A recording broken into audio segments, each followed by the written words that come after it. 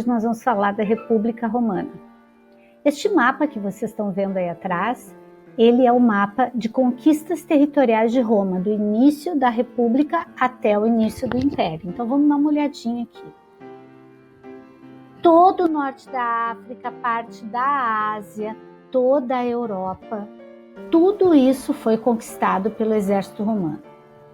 A gente tem sempre que pensar que ao conquistar todas essas terras aqui, eles também tinham que cuidar das terras e não era fácil, né? Porque a gente tem que lembrar que não tinha telefone, que não tinha transporte rápido, que tudo era feito de maneira bem primitiva, perto do que a gente tem hoje, né? Então era navegar no Mediterrâneo, era andar a cavalo por aquelas ruas, aquelas terras, sendo que existiam povos que não se submetiam a Roma, como é o caso dos gauleses. Onde é que moravam os gauleses? Aqui, ó, nessa região aqui da Gália Céltica. Foi muito difícil conquistar os gauleses, eles eram resistentes, né? Eram chamados de invencíveis gauleses. Quem acabou conquistando os gauleses foi o Júlio César, que a gente vai falar um pouquinho dele agora. Por quê?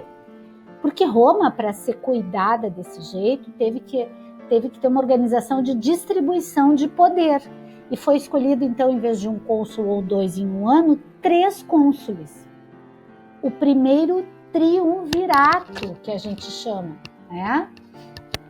Então, o primeiro triunvirato foi formado por Pompeu, Júlio César e Crasso, né? Este aqui, o Crasso, ele é muito importante porque ele foi uma das pessoas que conseguiu conter a revolta do escravo Espartaco. Espartaco liderou uma grande revolta de escravos que foi um grande problema para Roma. Os romanos custaram muito a vencer. Os escravos liderados por Espartaco, eles defendiam o fim da servidão, eles não queriam mais ser escravos, né? Que melhor tratamento onde eles trabalhavam, eles faziam funções consideradas menores, como a agricultura, por exemplo. Mas a maioria deles eram conquistas de guerra, desses territórios conquistados.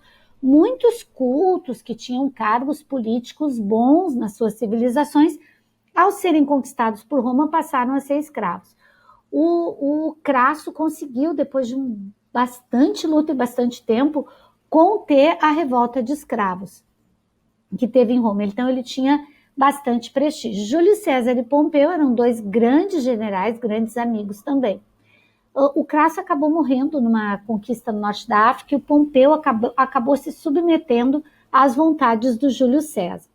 O Júlio César era extremamente populista. Ele percebeu que, agradando o povo romano, ele ganhava cada vez mais espaço. Então, ele era muito amado pelas pessoas mais populares de Roma, né?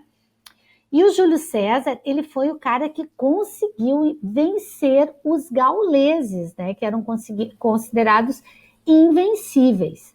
Então, ele acabou se tornando um ditador em épocas de guerra e ele enfrentou muitas guerras, né? Ele acabou se tornando um ditador.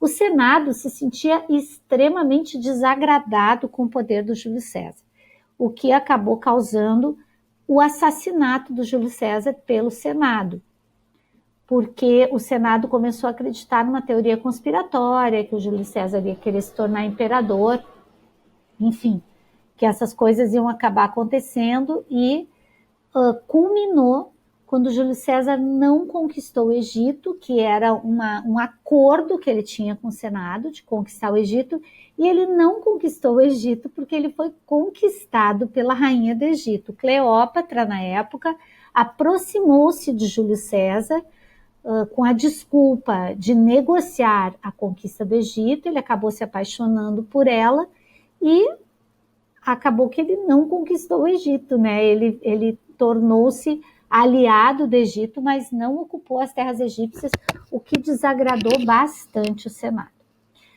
Outra característica da República dessa época foram as conquistas da plebe. A plebe lutou muito para ter algum tipo de direito dentro da monarquia romana, mas ela não conseguiu. Ela foi conseguir na República, mas para o final da República a gente vai ter a luta de 2 irmãos, Caio e Tibério Graco, que eram tribunos da plebe e vão lutar pela reforma agrária. Quem são esses tribunos da plebe? Tribunos da plebe é um cargo eleito para o Senado e número de 2 que tinha um poder de veto, de dizer não. Essa lei eu não quero, essa lei eu não gosto. Isso eram tribunos da plebe. E os tribunos da plebe mais importantes são Tibério e Caio Graco, que além de lutar pelas conquistas da plebe, lutaram também pela reforma agrária, mais para o fim da República Romana. Durante o período da República Romana também, o mar Mediterrâneo tornou-se totalmente dos romanos, tanto que os romanos passaram a chamar o mar Mediterrâneo de Mare Nostrum. Por quê? Essa região aqui, especialmente Cartago, era dominada pelo povo fenício nessa época. Os fenícios que vieram aqui desta região, aqui assim, mais ou menos, né? Eles vieram daqui. Os fenícios, eles dominavam todo o comércio do mar Mediterrâneo. Foram os fenícios que fizeram as consoantes do nosso alfabeto, né? E eles que construíram os barcos típicos de guerra, aqueles remados por muitos escravos, né, que eram tocados por um tambor, assim, os escravos ao remar o barco. Esses barcos são uma invenção fenícia, pois os romanos, pela posse do comércio no mar Mediterrâneo, guerrearam com os fenícios. As guerras púnicas, né? Os romanos chamavam os fenícios de povo puni.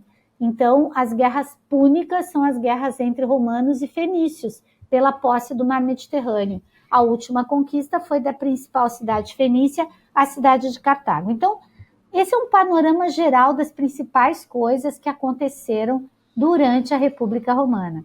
A gente vai falar mais na aula. Eu espero que vocês tenham gostado.